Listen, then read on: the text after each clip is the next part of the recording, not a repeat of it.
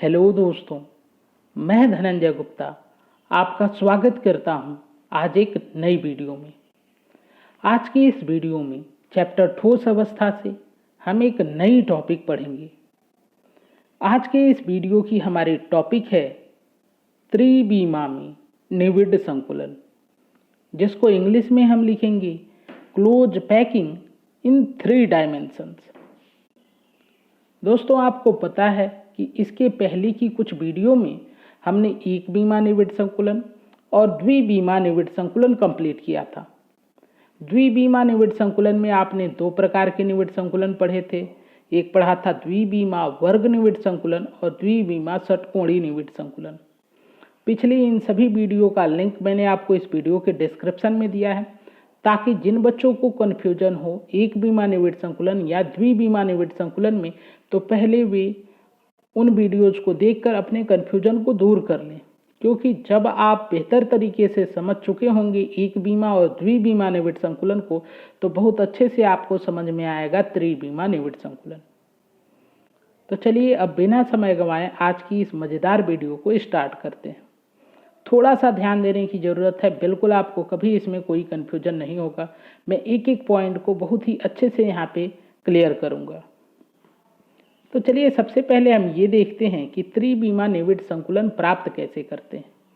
तो जैसे आपने पढ़ा था कि एक विमा निविड संकुलन की पंक्तियों को जब एक दूसरे के ऊपर व्यवस्थित करते हैं तो हमको प्राप्त होता है द्विविमा निविड संकुलन। ठीक उसी प्रकार से द्विविमा निविड संकुलन की परतों को व्यवस्थित करने पे प्राप्त होता है त्रिविमा निविड संकुलन। तो देखिए यहाँ पर सबसे पहले हम एक सेंटेंस लिखते हैं। द्विविमा निविड संकुलित परतों को एक दूसरे के ऊपर व्यवस्थित करके त्रिविमा निविड संकुलन प्राप्त किया जा सकता है। अब आप सोचेंगे कि कैसे इन परतों को हम एक दूसरे के ऊपर व्यवस्थित करेंगे और त्रिविमा निविड संकुलन किस प्रकार का दिखता होगा, ये सब आपको इस वीडियो में आगे समझ में आ जाएगा। अब त्रिविमा निविड संकुलन पे सीधा नहीं जाकर पहले मैं आपको थोड़ा सा इंट्रोडक्शन दूंगा द्विविमा निविड संकुलन का, और मैं यहाँ पे ये समझाना चाहता हूँ कि द्विविमा निविड संकुलन से त्रिविमा निविड संकुलन किस प्रकार से प्राप्त करते हैं, और उसके बाद त्रिविमा निविड संकुलन को हम डिटेल में पढ़ेंगे। तो देखिए सबसे पहले हम यहाँ पे थोड़ी सी चर्चा करेंगे द्विविमा निविड संकुलन की। हमने पिछले वीडियो में बात की थी कि द्विविमा निविड संकुलन 2 प्रकार का होता है। एक होता है वर्ग निविड संकुलन और दूसरा होता है षटकोणीय निविड संकुलन। वर्ग निविड संकुलन की खास बात ये है कि ये जब हम प्राप्त करते हैं तो हम एक विमा निविड संकुलन की पंक्तियों को एक दूसरे के ऊपर इस प्रकार से व्यवस्थित करते हैं कि प्रथम पंक्ति के गोले के ऊपर, या आप कहिए किसी नीचे वाली पंक्ति के गोले के ऊपर, गोले के ठीक ऊपर दूसरी पंक्ति के या उसके ऊपर वाली पंक्ति के गोले आए। जैसे आप देखें इस पंक्ति की हम बात करें तो इस पंक्ति के जो भी गोले हैं यहाँ से लेकर यहाँ तक, जब इसके ऊपर इस पंक्ति को हमने रखा है तो इस बात का ध्यान रखा है कि जो ऊपर वाली पंक्ति के गोले हैं वो ठीक इस नीचे वाली पंक्ति के गोले के ऊपर ही आए। और जब इस प्रकार से हम पंक्तियों को व्यवस्थित करते हैं तो मिलता है हमको वर्ग निविड संकुलन। आप कहेंगे कि यहाँ पे नाम हम वर्ग निविड संकुलन क्यों प्रयोग कर रहे हैं, तो ये आपको मैंने पिछले वीडियो में बहुत अच्छे से समझाया था, तो वहाँ से आप इसको देख के समझ सकते हैं। अब हम बात करेंगे षटकोणीय निविड संकुलन की। तो इसको प्राप्त करने के लिए हम दूसरी पंक्ति को हम क्या करते हैं कि एक विमा निविड संकुलन की एक पंक्ति को लेते हैं और इसके ऊपर जब दूसरी पंक्ति को रखते हैं तो हम ये ध्यान रखते हैं कि जो दूसरी पंक्ति या ऊपर वाली पंक्ति जो आए वो नीचे वाली पंक्ति के गोलों के मध्य के अवनमनों के ऊपर आए। अब गोलों के मध्य का अवनमन क्या है, तो ये आप यहाँ से समझ लीजिए। देखिए ये एक पंक्ति है, आप देख रहे हैं इस पंक्ति के जो ये 2 गोले हैं इनके बीच में यहाँ पर ऊपर आपको एक वी शेप का गड्ढा दिख रहा है। इसी गड्ढे को हम कहते हैं गोलों के मध्य का अवनमन। आप देखिए इस पंक्ति के ऊपर जब हमने इस पंक्ति को रखा है तो यहाँ पे इन 2 गोलों के मध्य का जो अवनमन है ठीक इसके ऊपर ये गोला आया है, इन 2 गोलों के मध्य के अवनमन के ऊपर ये गोला आया है। ऐसे ही आप पूरी इस संरचना को देख सकते हैं। यानी कि षटकोणीय निविड संकुलन हमको तब प्राप्त होता है जब एक बीमा निविड संकुलन की पंक्ति की आप कहें एक बीमा निविड संकुलन की किसी एक पंक्ति के गोलों के मध्य के अवनमनों के ऊपर दूसरी पंक्ति को व्यवस्थित करते हैं और फिर इसी प्रकार से 2-3 पंक्तियों को जब हम व्यवस्थित करते हैं तो हमको प्राप्त होता है षटकोणीय निविड संकुलन। उम्मीद है कि ये बातें आपको क्लियर हो गई हैं। अब यहाँ से जो द्विबीमा निविड संकुलन हमको प्राप्त हो रहा है 2 प्रकार का, इन दोनों से हम देखेंगे कि किस प्रकार से हम प्राप्त करते हैं त्रिबीमा निविड संकुलन। तो ठीक वही बात है जो कि आपने देखा कि एक बीमा निविड संकुलन से आपने द्विबीमा प्राप्त किया, इसी प्रकार से आप द्विबीमा निविड संकुलन से त्रिबीमा निविड संकुलन प्राप्त कर सकते हैं। तो पहले हम देखते हैं कि वर्ग निविड संकुलन की ये जो संरचना है इससे हम कैसे त्रिबीमा निविड संकुलन प्राप्त करते हैं।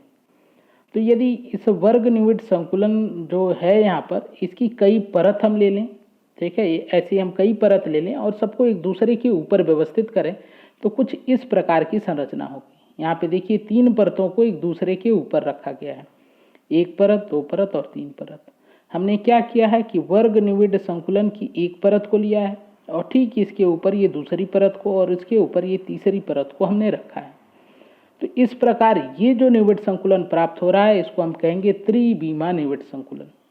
त्रिबीमा क्यों कहेंगे, आप देख सकते हैं यहाँ पे 3 बीमाओं का उपयोग हो गया, एक बीमा इधर वाली, दूसरी बीमा इधर वाली और तीसरी बीमा ऊपर वाली ये वाली। तो 3 बीमाओं का उपयोग हो रहा है, इसलिए इसको हम कहेंगे त्रिबीमा निविड संकुलन। ठीक इसी प्रकार से यदि आप षटकोणीय निविड संकुलन की परतों को लें और उनको एक दूसरे के ऊपर व्यवस्थित करें तो आपको प्राप्त होगा त्रिबीमा निविड संकुलन। तो देखिए यहाँ पर ये 3 परतें हैं जो षटकोणीय निविड संकुलन की हैं। आप देख सकते हैं यहाँ पे ये षटकोणीय निविड संकुलन की 3 परतें हैं, इनको एक दूसरे के ऊपर हमने व्यवस्थित किया है। तो ये जो निविड संकुलन प्राप्त हो रहा है ये कहलाएगा त्रिबीमा निविड संकुलन। यहाँ पर भी 3 एक्सिस का उपयोग हुआ, देखिए एक ऊपर ये सीधा, एक पीछे वाला और एक इधर वाला, 3 अक्षों का उपयोग हो रहा है, अर्थात 3 बीमाओं का उपयोग हो रहा है, इसीलिए इसको त्रिबीमा निविड संकुलन हम कहते हैं। अब हम बात करें आज की इस वीडियो की जो मुख्य टॉपिक हमारी होगी वो हम समझेंगे कि किस प्रकार से वर्ग निविड संकुलन से त्रिबीमा निविड संकुलन प्राप्त करते हैं और उसके बाद हम लोग बात करेंगे कि षटकोणीय निविड संकुलन की परतों से किस प्रकार हम त्रिबीमा निविड संकुलन प्राप्त करते हैं। तो इस बात को डायरेक्ट शुरू करने से पहले मैं थोड़ा सा आपको इंट्रोडक्शन देता हूं। देखिए यहाँ पर हम लेते हैं एक बीमा निविड संकुलन की एक पंक्ति, ये एक बीमा निविड संकुलन है, इसको आप समझ सकते हैं। जैसे ऐसी हम 4 पंक्तियों को लेते हैं, ये एक बीमा निविड संकुलन है, इस बात को आप यहाँ पे समझ सकते हैं। देखिए एक ही बीमा में ये सभी गोले आ रहे हैं या सब गोलों के केंद्र आ रहे हैं, इसलिए इसको हम कहते हैं एक बीमा निविड संकुलन। यदि ऐसी 4 पंक्तियों को हम लें और 4 पंक्तियों को एक दूसरे के ऊपर व्यवस्थित करें तो हमको मिलेगा वर्ग निविड संकुलन। लेकिन अभी मैंने बताया आपको कि वर्ग निविड संकुलन प्राप्त करने के लिए आपको ये ध्यान रखना होता है कि प्रथम पंक्ति के गोले के ठीक ऊपर दूसरी पंक्ति का गोला है। यहाँ पे आप फिगर देख के समझ सकते हैं। देखिए ये है प्रथम पंक्ति, इसके ठीक ऊपर इन गोलों के ठीक ऊपर दूसरी पंक्ति के गोले और ठीक इनके ऊपर तीसरी पंक्ति के गोले और ठीक इनके ऊपर चौथी पंक्ति के गोले जब आ रहे हैं तभी हमको प्राप्त होगा वर्ग निविड संकुलन। अब ये जो हमको प्राप्त हुआ ये हो गया वर्ग निविड संकुलन की एक परत। ऐसी ही हम 4 परतों को ले लेते हैं, ये द्विबीमी है, इसको देखिए यहाँ पे मैं समझा देता हूँ। आप देखिए एक बीमा का उपयोग हो गया और दूसरी बीमा का उपयोग इधर की तरफ हो गया, यानी कि ये द्विबीमी निविड संकुलन कहलाएगा या द्विबीमा में निविड संकुलन कहलाएगा। यदि ऐसी ही वर्ग निविड संकुलन की हम 4 परत को ले लें और इनको एक दूसरे के ऊपर व्यवस्थित करें तो प्राप्त होगा हमको त्रिबीमा निविड संकुलन। यानी कि एक बीमा निविड संकुलन से द्विबीमा निविड संकुलन प्राप्त होता है और द्विबीमा निविड संकुलन से त्रिबीमा निविड संकुलन प्राप्त होता है। अब इन 4 परतों को व्यवस्थित करने में क्रम क्या रखेंगे, तो आपको ठीक वही क्रम रखना है जो कि आपने यहाँ पर रखा था।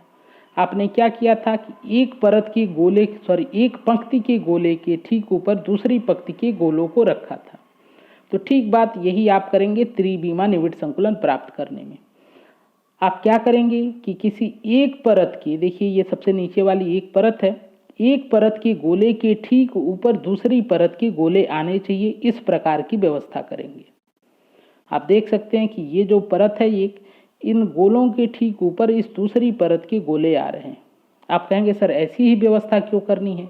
क्योंकि आपने शुरुआत ऐसी ही की है। आपने एक विमा निविड संकुलन से द्विविमा निविड संकुलन भी इसी प्रकार से प्राप्त किया है, तो आपको त्रिविमा निविड संकुलन भी इसी प्रकार से प्राप्त करना होगा। तो ये हमने थोड़ा सा आइडिया लिया कि किस प्रकार हम द्विविमा वर्ग निविड संकुलित परतों से त्रिविमा निविड संकुलन प्राप्त करते हैं। अब इसके बारे में हम डिटेल में पढ़ेंगे।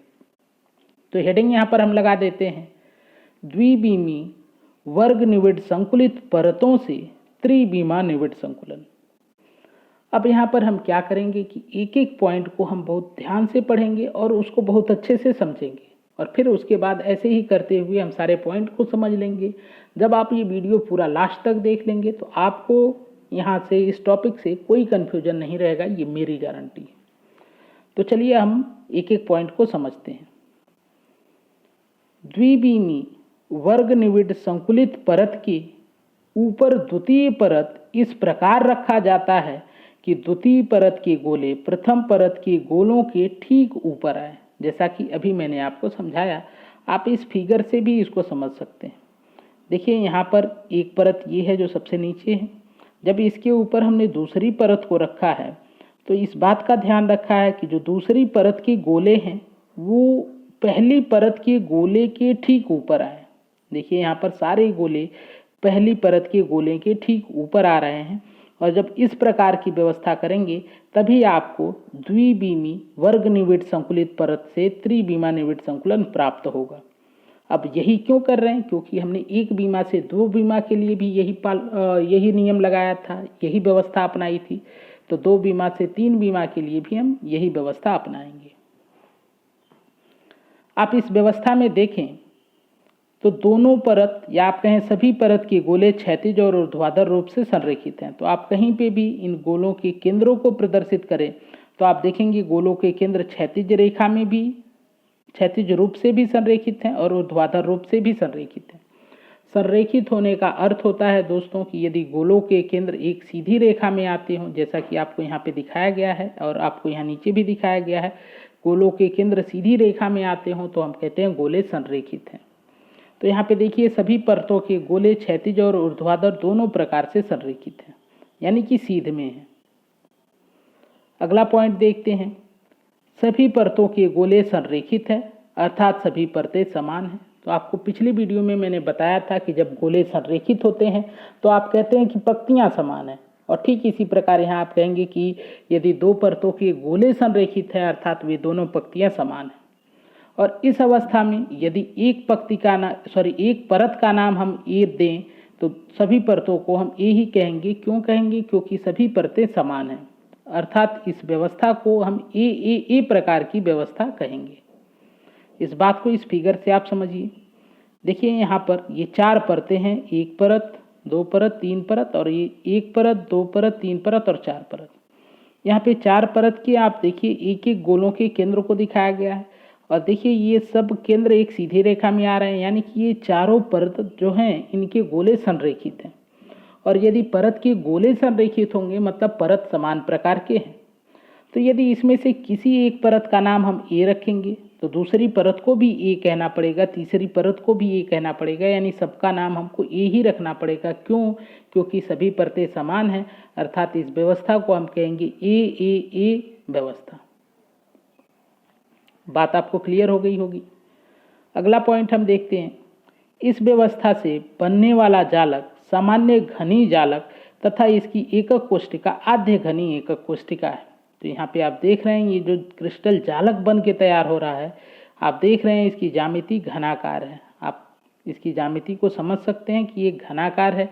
और यदि इसकी एकक कोष्टिका की हम बात करें, देखिए यहाँ पे एकक कोष्टिका को बनाया गया है, तो एकक कोष्टिका आद्य घनी होगी। आद्य घनी की खास बात क्या है कि जो अवयवी कण होंगे वो केवल कोनों पर व्यवस्थित होंगे। इसकी एकक कोष्टिका को आपको अलग से भी मैं दिखाता हूँ। तो देखिए यहाँ पे ये चार गोले हैं, इन चारों गोलों के केंद्रों को जब हमने सीधी रेखाओं से मिलाया है तो ये घन प्राप्त हो रहा है। तो इसको हम कहेंगे घनी एकक कोष्टिका। और आधे क्यों कहेंगे? क्योंकि ये जो 4 नहीं 8 जो गोले हैं वे घन के कोनों पर हैं। तो जब केवल कोनों पर कण व्यवस्थित होते हैं तो उसको हम कहते हैं आधे एकक कोष्टिका। तो ये हो गई आधे घनीय एकक कोष्टिका। और इस पूरे क्रिस्टल सिस्टम को हम क्या कहेंगे? घनीय क्रिस्टल सिस्टम।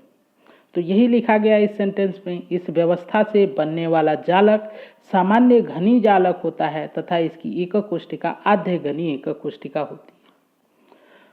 दोस्तों, उम्मीद है कि आज की वीडियो आपके कॉन्सेप्ट को क्लियर कर रही होगी, आपको ये बातें समझ में आ गई होंगी। यदि वीडियो आपको पसंद आई हो तो वीडियो को लाइक करें, मेरे चैनल को सब्सक्राइब करें, साथ में बेल आइकन को जरूर प्रेस करें। वीडियो से संबंधित अपने किसी विचार को कमेंट बॉक्स में लिखें। आज की वीडियो देखने के लिए, मेरे चैनल से जुड़ने के लिए आपका धन्यवाद। मिलते हैं आपसे ठोस अवस्था चैप्टर की अगली वीडियो में।